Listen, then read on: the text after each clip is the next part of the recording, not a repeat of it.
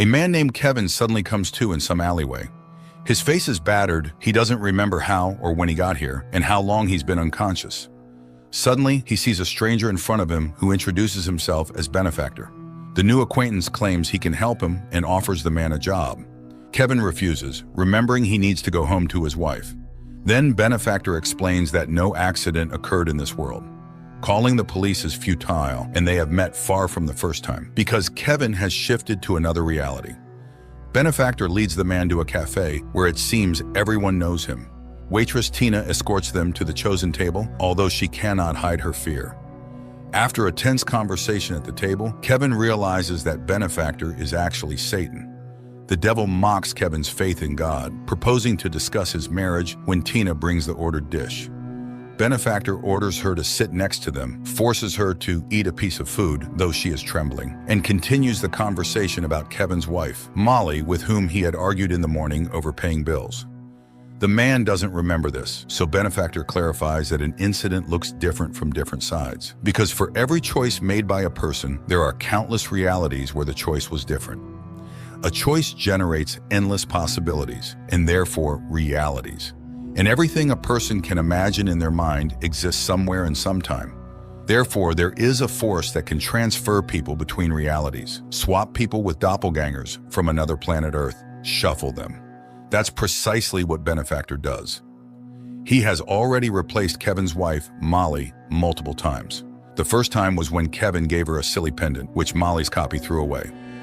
Kevin doesn't believe this nonsense and demands proof. Then Benefactor offers to shift someone. For instance, Tina. Benefactor adjusts some device on his wrist while Tina starts to cry, apparently genuinely frightened. Looking back, Kevin sees her weeping parents and regrets subjecting them to such an ordeal. And when he screams for Benefactor to stop, the girl disappears. The devil explains that she ended up in a world where her parents never met, and thus she was never created. So now the poor girl is in a psychiatric clinic. Kevin doesn't understand why Satan needs him, and he admits he's ready to offer the man anything he wants, provided he becomes one of his shifters, people who have sold their souls and transfer others to alternative universes. Other Kevins made their choice, so only he remains. In desperation, Kevin begins to pray silently for God's help.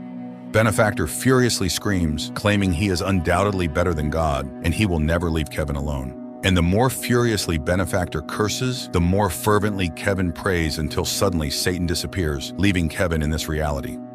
Horrified at what he has just done, Kevin apologizes to Tina's family and leaves. But stepping outside, he finds the world has changed. Police and strange masks are everywhere, and there are bans on virtually everything. 5 years later, Kevin is still in this reality, where most of the planet is destroyed by a constant war, after which the shifters came. At first, they operated secretly, moving between alternative universes and expelling everyone who was inconvenient to the totalitarian regime. Billions of people disappeared, but then came Benefactor, who took away people's hope and faith. This is where he wanted to recruit helpers until Kevin arrived. It was after that illegal prayer that he was declared wanted as Kevin, who refused to work for the devil. After that, Benefactor tried 7 times to make him accept the offered terms, but Kevin consistently refused, enduring physical torments for it.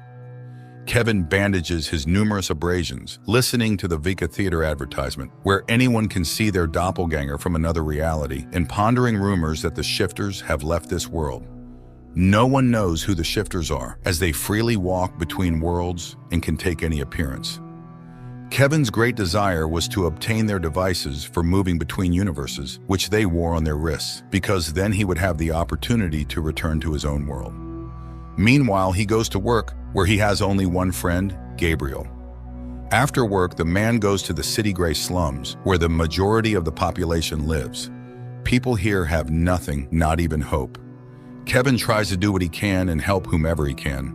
The Holy Scripture is banned, but Kevin memorizes as much of the Bible as possible and distributes it through his friend Gabriel. And he constantly remembers his wife and the birth of his son. But all happy dreams about them end in a nightmare. One day, Gabriel wonders if it was worth expelling Benefactor like that, if Kevin never received any divine assistance. Maybe there was never a God. Kevin reminds him of the scripture pages, but he doesn't believe in the possibility of a coming. After such a conversation, Kevin goes to the Vika Theater, whose owner he knows.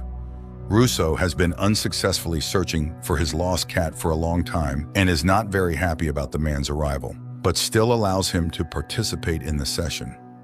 People used to simply want to see themselves happy and came here to forget the bad. But now everyone orders a reality for viewing where they are humiliated and beaten even more than in real life on this planet. Russo doesn't control the visions, he just turns on the equipment. This time he hands Kevin the remote, warning him that his visions are limited by the number of his doppelgangers. And the man starts the session, hoping to see his Molly. He sees himself as a gangster, then a lover, a prisoner, an alcoholic, and suddenly Molly appears on the screen. Kevin jumps up and the session immediately ends. Russo doesn't believe he managed to find his wife, but he still sets a new session time. The man leaves and finds himself in a crowd restrained by police. It turns out, after a long absence, Benefactor has arrived in this world, and the police are shooting everyone without trial who causes disturbances. Gabriel pulls his friend from under fire, and the pair hides in an abandoned house. In the evening, Kevin goes to the store and suddenly remembers how their son disappeared when they went shopping and got distracted talking to friends. The child wandered off and vanished without a trace. Their family couldn't withstand this blow. They started to argue, and Molly became addicted to alcohol. That's when he gave her the medallion with the resurrection symbol, but Molly threw it away. The man runs away and meets his neighbor, who invites him over, introducing him to his wife and 2 daughters. But when Kevin is about to leave, the neighbors suddenly detain him because they recognize Kevin, who refused to sell his soul to the devil. And when he denies it, the girls sing a church hymn for him, bringing Kevin to tears. The neighbors want to know anything about God, and the man recounts to them the parable of Job. Suddenly an alarm sounds, and turning on the TV, people learn about Benefactor's arrival for another recruitment of Kevin. Citizens selected for this mission must arrive at a specified place under threat of death. In the morning, Kevin goes to Russo's Vika Theater again. Russo is frightened by Benefactor's return and lets the man in very reluctantly. Russo is upset. His cat has been missing for 4 years, and he thinks she will never return, although hope still flickers. Kevin sits in the chair and summons visions, and suddenly he sees Molly again. But in this world, she lives with her mother and a little daughter, and on her chest hangs a pendant with the resurrection symbol. Kevin realizes that this is his real Molly, but Russo doesn't know how to find her, especially since Kevin doesn't have a device for moving between universes. Then the man goes to Gabriel and acquires illegal firearms from him, intending to force Benefactor to return him to his former life in the old reality.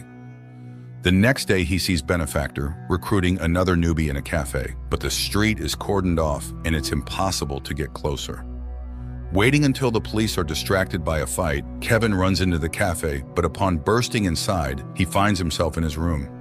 He doesn't understand what happened and goes outside, but immediately armed police confront him and the guy returns to his room. He tries a few more times to get to the cafe, but they open fire on him. In despair, Kevin throws away the gun and turns to God, but instead, Benefactor and Gabriel, who denies knowing Kevin, appear in the room. Satan mocks the foolish man who entrusts his writings to some coward. Kevin is still waiting for the coming, but he is not needed by God, and he will never come to him. So he can live well only by coming to Benefactor. Satan also refuses to talk about Kevin's missing son and admits that among all the doppelgangers, only he refused to cooperate. Outside, a scream is heard, and dashing out the door, Kevin sees a police officer shooting his neighbor. Then they open fire on his room.